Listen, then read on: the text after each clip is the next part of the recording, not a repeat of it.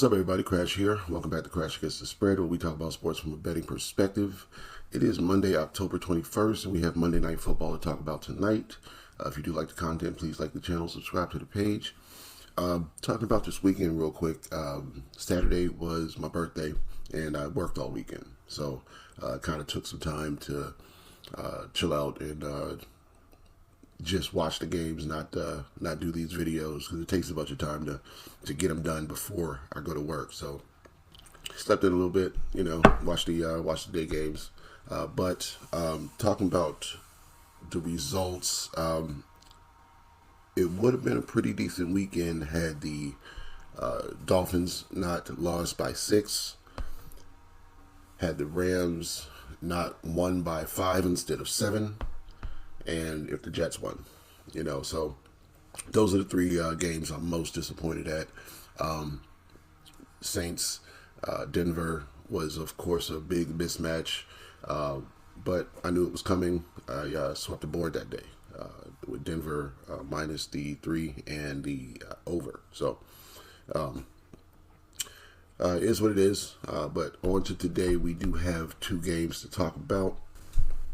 We got the Harbaugh brothers on 2 separate games on Monday night. First game is the Ravens and the Buccaneers. Buccaneers are home underdogs, 3.5 points. Totals at 50. Then we got the Chargers and the Cardinals on ESPN Plus only. Chargers are home underdogs, 1.5 points. Totals at 44.5. So Tampa Bay and Baltimore, 2 great offenses. They both want to run the ball, though. So I think that Baltimore is more equipped to run the ball than Tampa Bay. But Tampa Bay has found a running game with Bucky Irving. And in Tampa's last 2 games, they've been able to use it efficiently. In their first couple games, though, it wasn't as easy to come by. So I think it was who they played. Detroit, Denver, even Washington got them. No, they got Washington. That was the first game. But that was a heavy passing game there. That was a shootout almost in Jaden Daniels' first game. Sorry about my gardener. Playing Atlanta and playing New Orleans and then going to Baltimore, it's going to be a different type of animal. So Baltimore is going to be able to stop that run a little bit. They're number 1 and stopping the run this. No, they're number 1 in rushing, but they do have a top 5 defense against the run as well. So coming off those other 2 games and going into Baltimore is not going to be the same. So the rushing game might not be there, and I do think that this game will end up being a high-scoring type of shootout. So I don't doubt that Derrick Henry will be able to make some plays, but I don't think that he'll be able to run all over the Bucs either. So I think that there'll be a lot of passing in this game, and I like the over 50, and I'm not really sure about the spread. I like the 3.5 because it's over a field goal. And that's the side I think I would lean to, but I think I like the over 50 better. So that's where I'd be for this game. All the past defenses that Baltimore has seen have been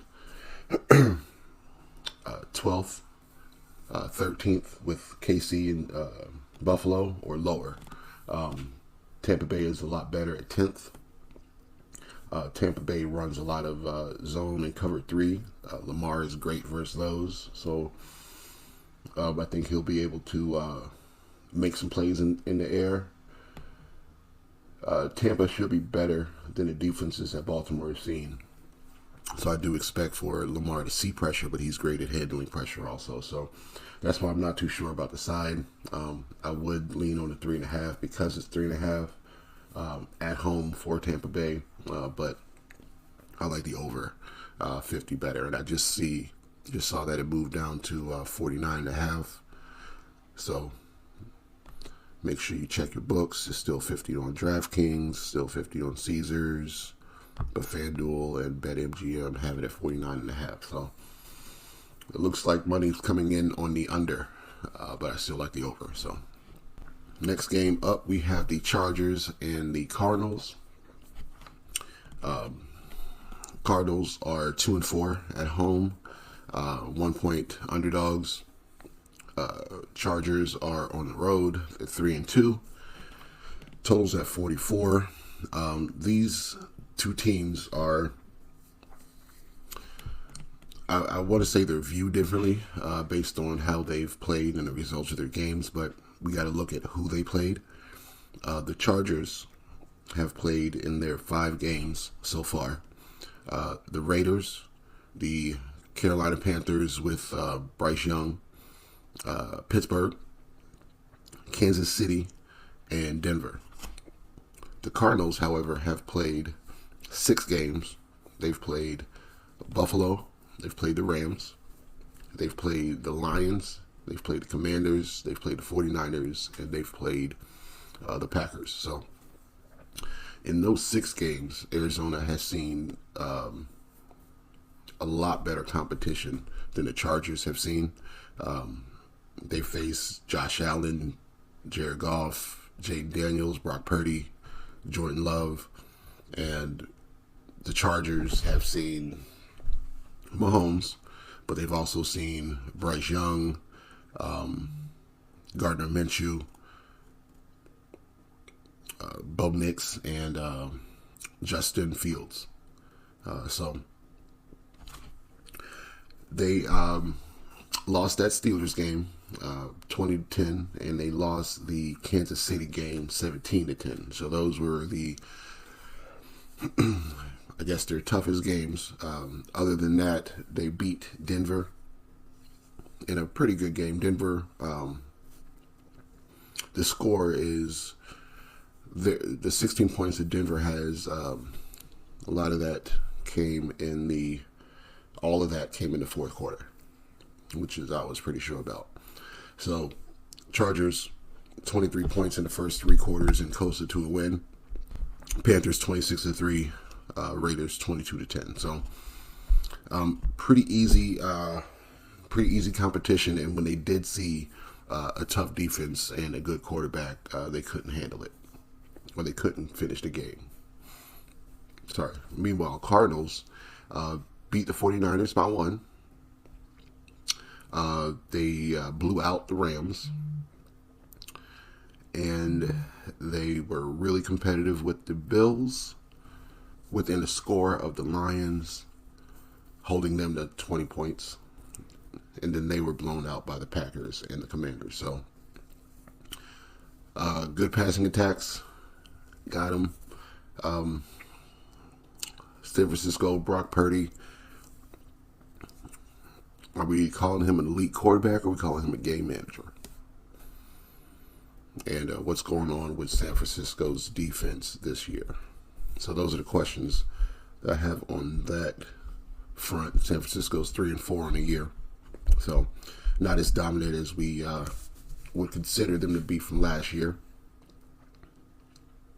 And we know Buffalo's had their struggles as well. So Buffalo's still able to close out games, get wins, so they're 5-2. No, these are all good teams except for the Rams, which they blew out. You know, there's no reason to